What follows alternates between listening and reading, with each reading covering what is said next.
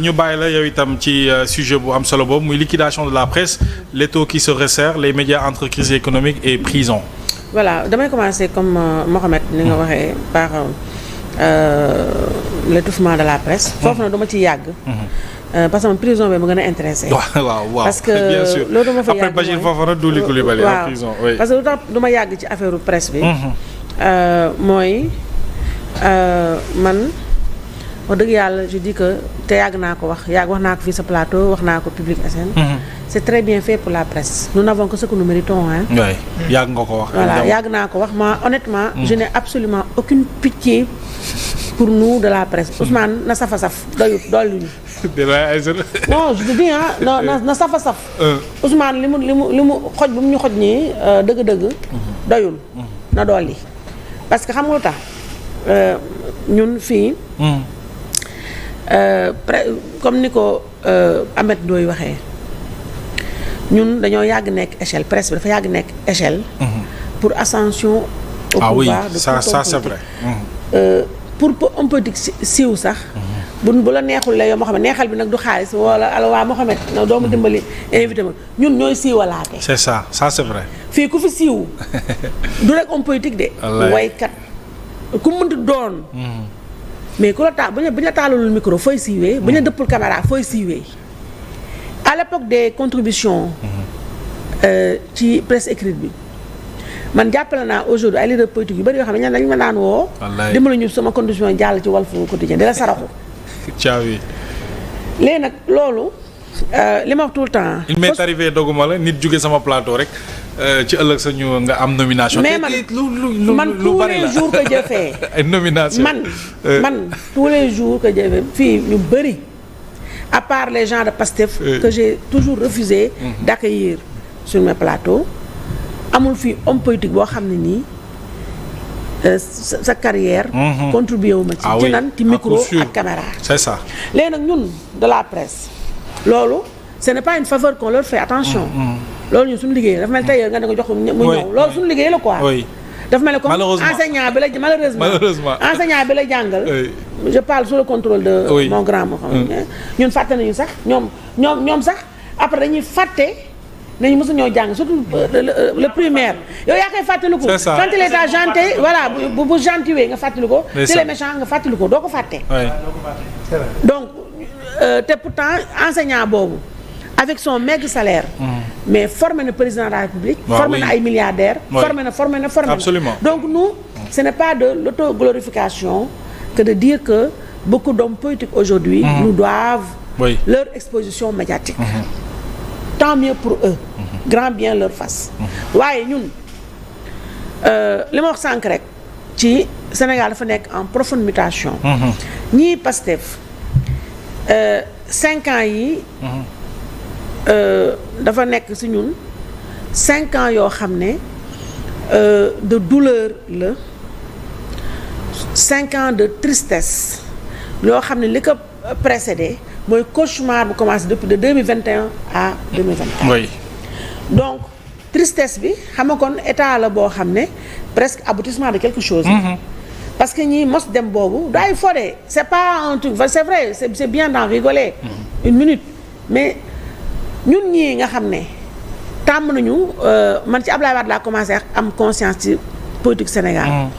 waaye luy dem ñëpp xam ne luy naaw a neex a sànni. waaw. ñoom seen bopp quel que soit euphorie bi ñu nekk li ñuy def nii yëpp signe de panique la c'est-à-dire c'est une panique totale et généralisée lañ ne. xam nga di ñoom ils n'ont pas été ñoom mosuñoo gëm ne dañ tey réew.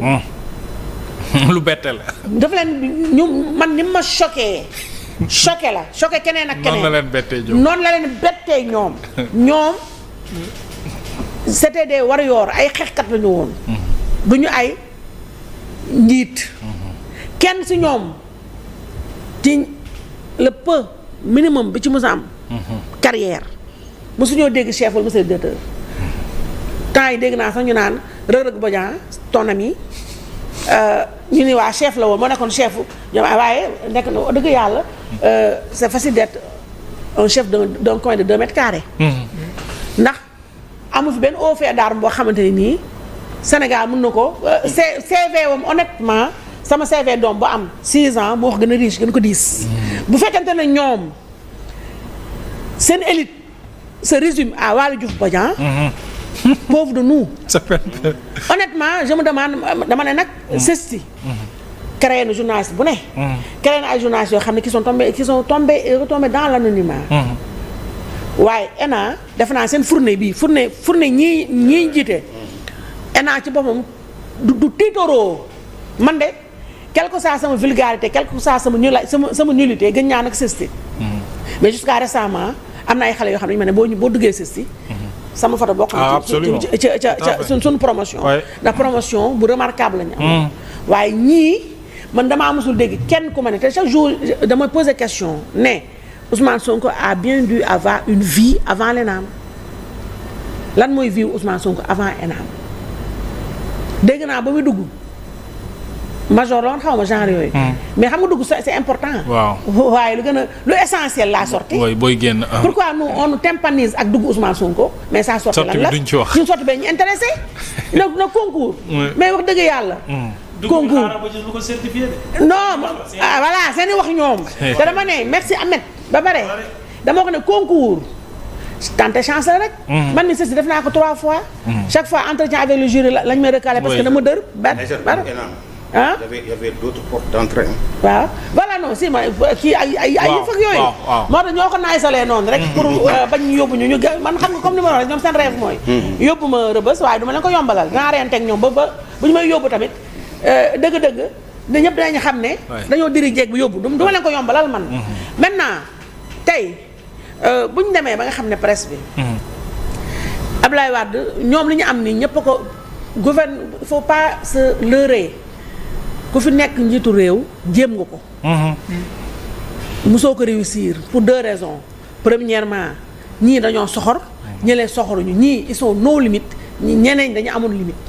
beneen bi mooy presse bi a toujours été un temps ak loo mën a wax.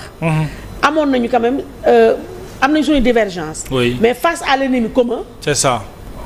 on faisait. bloc. tuddee ko le monstre. oui waaye li amatul bloc. amatul looloo ma jàpp. parce que xam nga lu tax. parce que tout simplement dafa am beaucoup de péripéties. yoo xam ne c'est important ñu résumer ko. waaw man ba ma comprendre loolu ci laa détaché wu ci ñoom seen ay affaires ça ne m'intéresse pas moi parce que man lijjantiwuma leen daal. honnêtement lijjantiwuñu ma mais man tam lijjantiwuma leen. parce que Ablaye Wade boobu ñëwee carré na fi. àddina yu journaux yi Abdoulaye Wade moo nekk ci opposition sax. moom yàgg na am journaux de propagande. loolu ñëpp xam nañu et c'est normal mu ñëw jël 2-3 journalistes siiwuñu woon dugal leen jox leen ay postes de responsabilité. yu ndaw ci jamono Abdoulaye Wade si je ne m'abuse. J'étais un peu trop jeune mais je pense que. amuloon ay convention am yooyu dafa naa Macky Sall moo ko fi indi mais sama argumenté fi ma ko bëgg a asseoir mooy Wade dafa jéem tuuti timidement. Macky Sall ba mu ñëwee ñun Macky Sall dafa ñoo tooñaa Macky Sall man comme moo ma gënal ñii moo tax jotugul ma taxaw di ko song. mais bu ñuy dégager ci Macky la ñuy jublu parce que Macky fu mu ñu tooñee mooy ba mu ñëwee il a nommé des journalistes à des postes de responsabilité énorme et ça a créé des envies xam nga journalisme comme tout corps de métier on y entre comme on entre en religion te loolu amatul man damay tiitaroo di wax dina metti ay nit mais damay tiitaroo ne sama génération man ñun ñooy dernière génération de journalistes passionnés parce que man ba may def CESTI j'étais déjà diplômée j'étais déjà à la fac moi te su ma teeloon réussir CESTI doo teg sama tànk fac lettre te mosuma redoubler. télé laay waxee. Alioune Tine mi jàngal na ma. ay ñoom professeur Badio Diouf et cetera fac lettre laa nekkoon lettre moderne. bien sûr. ñun dañoo bàyyi lépp dugg ci journalisme mosuñu fa xalaat dara. ñun man presse écrite laa demandé woon mosuma demandé audiovisuel kon siiw dafa ñoo dab. utuñu ko. xaalis dafa ñoo dab. utuñu ko dañoo duggoon parce que dañoo seetaan dafa am ay nit ñoo seetaan ñu faale na ñun dañoo bëgg a doon bëggaan mii jógee Saint-Louis ñëw fii di buuxante ay néeg moom ay benn mataar ñun dañoo tarbiyu métier bi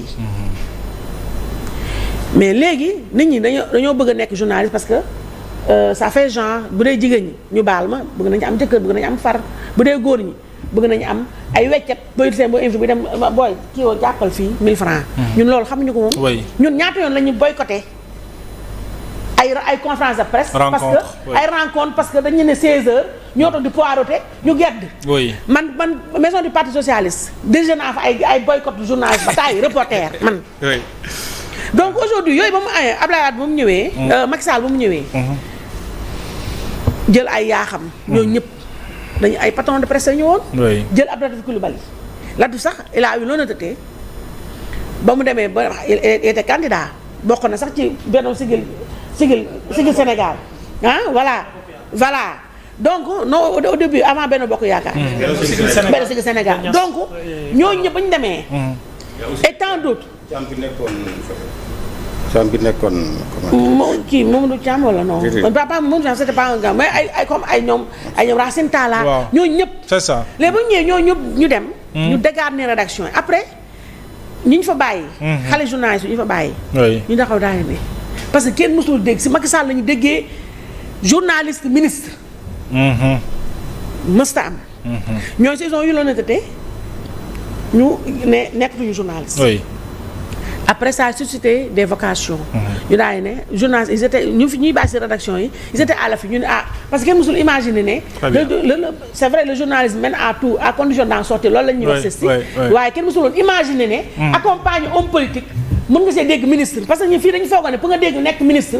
wala DG ci administration. il fallait être un militant d'un parti politique. donc yooyu yëpp bref. ba mu amee ñoom ñu dégarnir rédaction yi. ñee toog pour vous dire que Ousmane Sonko dafa fekk un terrain fertile. c'est ça. mu ñëw exploiter mine boy yi. Abou Abel voilà mu ñëw exploiter mine gars yi. foofu la ñu ko commencé diviser. ndax ñoom ñëpp lu nekkoon seen kii mooy dañ ne. ñoom yaa xam dañu romb di frimer ak seen ay des bolides. kër yi tukki yeeg yooyu booy yi daal ne ñun tamit ñii si c'est bu dee ñoom pas pourquoi pas nous. merci ñu commencé di xaar tamit ban homme politique mooy ci pour ñu nekk les futurs yaa xam et les futurs Abdou Latif Coulibaly Ousmane Sonko ñëw ba mu ñëwee avec sa langue mielleuse xam nga Ousmane chaque jour ma ne ku ko jox nopp bu baax bi tous carré. parce que yàlla daf ko may fasaaxa wax ku nekk làmmiñ la. man mi sax il a failli me convaincre donc mu ñëw nax booy yi rédaction yi amul dara. salaire lan la ay salaire de misère la. Oussou ñëw parce que Oussou journaliste yi mu àndal léegi ñu ngi yuuxu nii dañoo nemewul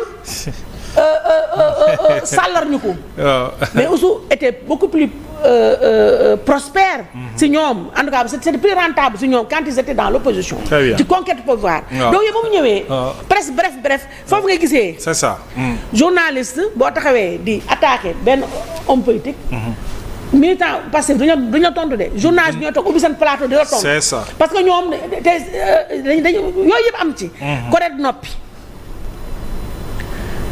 Sénéra ñoo ñëpp noppi parce que ñu institution yi organes yooyu yëpp y avait des pastéfiens encagoulés ñoom ñëpp seen affaire mooy projet bi ci ñooñu seen projet bi mooy noonu nañ jàppale Ousmane ba bu duggee ñun ñu tekki donc ñoom benn Aïssatou Diop Fall empêché de tourner en rond duñ ko nangu. très bien ku ñu bëgg a yàq ñu truc. donc yooyu ba mu amee. am kon division bi yàgg na. oui yàgg na ñii ñëw ci pouvoir. oui Oussou ba mu ñëwee am na lu mu wax du ma ci doole dara. c'est la vérité bien sûr. mu pes leen.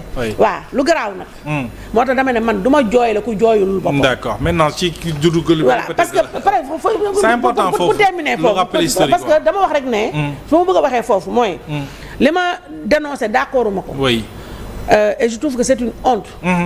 dégg naa man journaliste presse patron de presse yi jooy bi ñu nekkee di jooy saraxu ba ñuy saraxu Ousmane Sonko wax naa ne c'est pas du nit ko su ma nee Ousmane Sonko nag peut-être di nga ñëw ci fin parce que dama jàpp ne c'est trop facile de toujours tirer sur Ousmane Sonko. parce que moom faluñu ko ah. Diomaye la ñu fal. bien sûr donc aujourd'hui bu dee presse bi dañoo toog ndongo 2 milliards et quelques dette à la presse ñu téye presse bi na pat noppi. mais que pourquoi nit ñi dinañ ko jooyal te ñoom jooyal ñu ko seen bopp. mais loolu waaneel ak seytaane. pourquoi seytaane weesuwul yow Ousmane Sonko mi ngi nii taxaw. naj la xoj la chaque jour seen uni seen journée seen uni ñi ngi koy neexal lu mu bu Ousmane Sonko sëkkatee sax ñu rëddal ko mais pourquoi gàtt Ousmane Sonko woote loolu la gëm.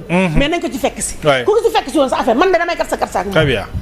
ku gàtt sa affaire am la. beneen bi nag ba ma gën a intéresse moo tax man honnêtement presse bi. je m'en fous. waaw on termine ak Ousmane Sonko xoj leen. li mu def redressement bi doyul. na xojee. c'est tout. bu ci def mu si des mooy man bi ma gën a ñor. te bii moo xam ne tu ma permet xam nga ne jigéen laa. tey yow yaa ma nga nekk jigéen man tey damay jigéen rek. moo tax mais su ma ñëwee ci Rebeuss parce que xam nga Sen TV. Sen TV mooy télé Rebeuss City. xam nga man ñëpp xam nañ